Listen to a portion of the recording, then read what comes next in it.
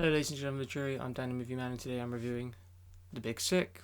The Big Sick tells the story of Kumail, played by Kumail Nanjiani, an Uber driver from an Islamic Pakistani family who lives in America and does comedy on the side, which is really his passion. Despite Kumail's family's traditional belief of arranged marriage, Kumail meets a girl called Emily, played by Zoe Kazan, and the two start seeing each other. And what follows is a genuinely heartfelt and genuinely funny film about love, family, the fear of disappointing your family, as well as the clash between a kind of liberal belief and a strict traditional one. There's a real formula to romantic comedies. Boy and girl meet, boy and girl fall in love, then boy and girl split up, and then at the end, boy and girl reconnect through a big sort of extravagant event that is huge in scale, and they all live happily ever after. So we all have some kind of understanding of romantic comedy and the formula that is romantic comedy, the genre hybrid formula. But with the film The Big Sick, you can just take that and just forget about it. Or if you go in with it, prepare to have it just ripped up, because this is very different. This is a subversive romantic comedy that is just, in general, a beautiful and genuinely funny film. The Big Sick is fantastically well acted by its four main actors. Holly Hunter has a real presence as Beth, Emily's mother in this film, a strong and yet compassionate woman, and Holly Hunter is outstanding in this role. Really commends the stage when she's on screen, and it's just brilliant to watch. Ray Romano makes a really good comeback in this film. He's no stranger to the father figure with, his shows Everyone Loves Raymond, and he is being one himself as well with 4 kids. As I said, he's no stranger to the father figure and the father role, and his experience shines through in this film. He is funny, he is timid, and he's just really believable as a caring father figure in this film. And it's really good to see him in a film not play a mammoth. It's good to actually see him, see his face and actually have him in a live action film that is good. And he does really well in this film. Zoe Kazan also does really well as Emily, bringing a level of emotion to this role. And although she's not given that much screen time, she has a presence that is felt similar to Holly Hunter as Beth. And even when she is on screen, she does really well. She really embodies the kind of condition they're in, and the physicality of certain aspects, and it's just really, really good performance. However, the real star of this film is none other than Kumail Nanjiani. This man is a revelation in this film. His comedic timing, his line delivery, and the sarcasm is just exquisite. And he doesn't just prove that he can do comedy well, he actually does the serious scenes. He just blows you away with that.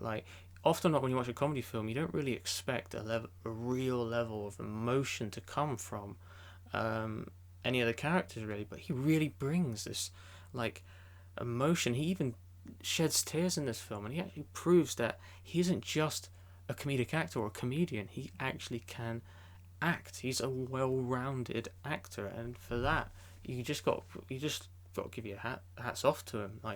He really proved himself in this film, and I hope this film does wonders for him, because this really shows just how talented this guy is. Of course, with comedy, the performance is only half the job. The other half is the actual material, the written material you have to work with. And with The Big Sick, the material is fantastic.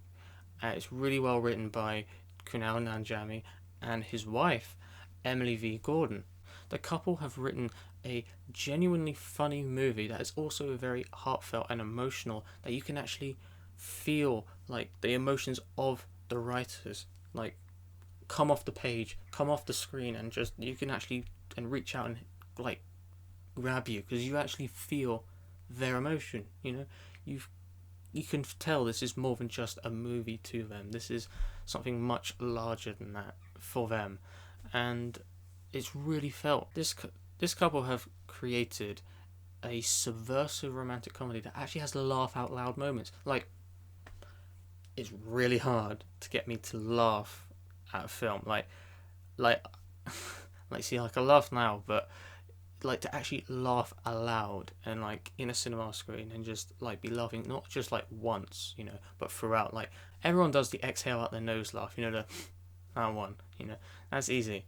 That's a lot of all comedies really have that, but it's hard to actually physically have a film that makes you physically outwardly laugh. And for me, it's like getting blood out of a stone. It is near impossible to get me to laugh at a film. At this, I was just laughing the whole time, and if I wasn't laughing, I had a permanent smile on my face, and that stayed till like long after the film had finished. So that is really like well done on the writers part, as well as the actors who for delivering those lines, but on the writers for creating material that is genuinely that funny. Yes, this film is genuinely funny and genuinely heartfelt, that you can like feel the writer's emotion. But what really, really makes this film stand out is how it deals with its subject matter. This film deals with subjects like conflict between families, between beliefs within a family unit, as well as the belief of Islamic traditionalism. Because Kamal lives in a family in which he is meant to have an arranged marriage, and he's meant to pray 5 times a day, and he doesn't want to live that way. And he's lived in America, of course. His family live in America, and yet they want him to marry a Pakistani woman. And what this film does so well is that it shows both sides of the argument of this clash of culture, and it does that so well, and it uses its subject matter in a very confident and very daring way, while still being rather respectable to it. And that's a very fine line that this film sort of finds, and it finds that perfect space, and it just stays there, and it is brilliant. With marrying into love and not following what his parents want to, which is have an arranged marriage by them, because that's how their culture says they should be married. He's going to have that struggle of the life he wants to live, and the life his parents want him to live. So he's going to have that struggle. But also, coming from Pakistan and being brought up in the Muslim faith, he is going to have a lot of 9/11 comments, as well as ISIS comments, and just overall bigotry from just the white majority people in America, and that is shown in this film. But what is good with this film is how it handles this. Like, it doesn't cower away from this subject matter. It confidently is head on, like it addresses it. It doesn't cower at all. It's very much like they will not shy from having controversial jokes about terrorism, and the fact that they can like do that, and they're that like ballsy, and I can just like respect them for it, because it's not particularly politically correct, but it's not that particularly incorrect either. It's got like this real sweet spot that it's found, where it is both confident without being cocky. Like it's confident enough to debate these issues, but it isn't making the whole film about them. It's not pretentious in that way. This film is just loud and proud, and it's great that this film can do that. Like, it doesn't tiptoe around any of these things. It doesn't try and like, I don't want to step on anybody's toes here. It just goes out with it, and that's what I can really appreciate of this film, is how it just sort of goes for it. And hats off to the makers of this film, because that was it. They've used it so well into the comedy, as well as into the drama, because it makes some really interesting points. Like when I don't know if it's a spoiler alert, but in case spoiler alert, when he actually gives his case to his parents about when he actually gives his case to his parents about, like, if you want me to marry a Pakistani woman, why did you bring me to America? If you want me to live that life, why did you bring me to a place where I could have another life, where where I'm likely to lead a life that you don't want me to lead?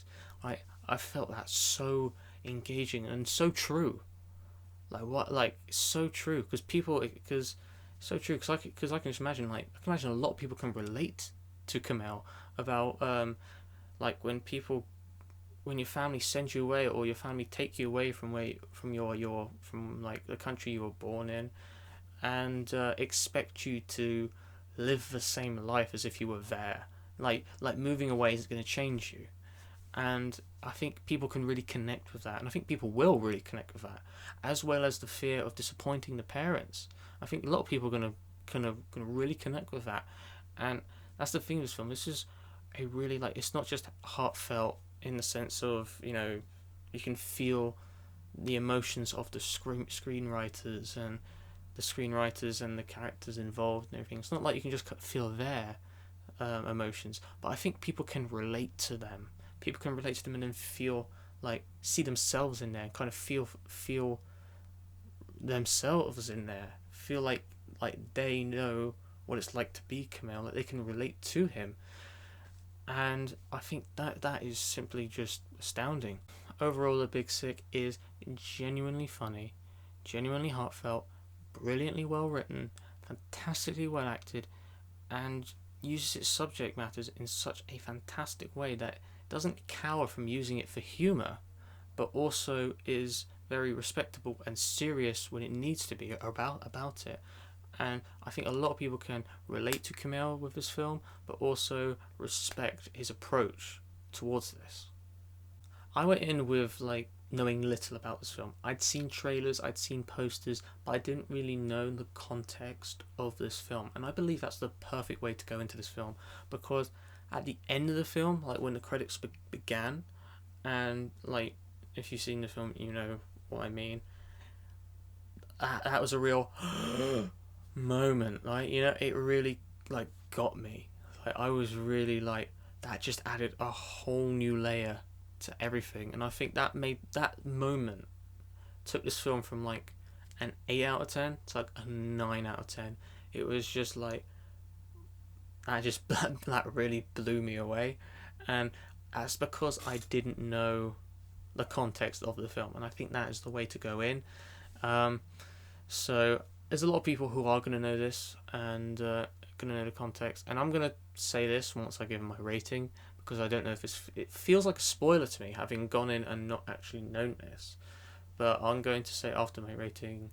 So if I was to rate this film out of 10, I would give it a 9 out of 10. Like, I'm really surprised I've said that it's a 9 out of 10, because I haven't really seen a good comedy film for, like, what feels like years, and this film genuinely made me laugh, which is, like, very rare. So for anyone else, that's probably, like, means they're gonna laugh twice or triple as much as me, because this made me genuinely laugh, and that's rare for me. And it also was really heartfelt. It made me feel for the characters, and, like, it made me feel, and that's what I look for in a film. That's what I look for in, like, a 9 or 10 out of 10 film, is for if it makes me actually feel something.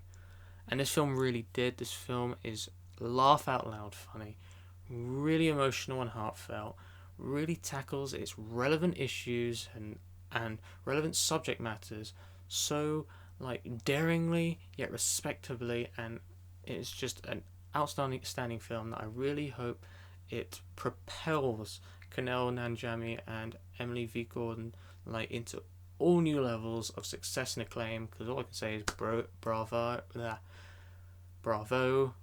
and bravo. Yeah, spoiler alert here. I'm just gonna say now, like, what happens at the beginning of the credits that made me think this film was way better, like, just in a matter of seconds, and that's the fact this is a true story. I did not know this was Kumail's life story. I didn't know that this is how they met. I didn't know he lived through this, and I thought, like, it's like a successful version of, like, 8 Mile in a way, and it really just got me. I was just like, oh my god, like, because I never saw, like, in the marketing it saying a true story, even though I know it does say in the marketing this is a true story. It does specify, and if you know Kumail Nanjiani's, like, if you followed him as an actor, you know that this film is about his life, like, and how he met his wife Emily, who co-wrote the script, and I found that to be just like, wow, that really added so much like weight to this, like weight that there was a lot of weight in this. Like this film had a lot of weight, but that just added like a lot more weight to it, just like that. But it wasn't like it was over, and I'm like, oh, kind of thing. Oh, why didn't you just tell me that earlier? No, it just at the end, it was just kind of like it made you reevaluate everything, and it was just great, you know. Because that's another thing. This film is long. This film is long, but not in a this is dragging, not in a this is dragging kind of way, you know, but in a I do not want this to end kind of way. And this film does have some cliche moments, but they don't feel cliche because this film feels real. This film feels genuine, and that is because of the script and the acting is just out of this world. So yeah, that's my review of The Big Sick. A very, very good film, really worth a watch. But you really should go in blind. You really should go in knowing as little about the context of this film, because then I think the film would just add so much more to it. Anyway, thanks again for watching. Thanks again for listening. Please check this film out. It's really, really good. And yeah, goodbye.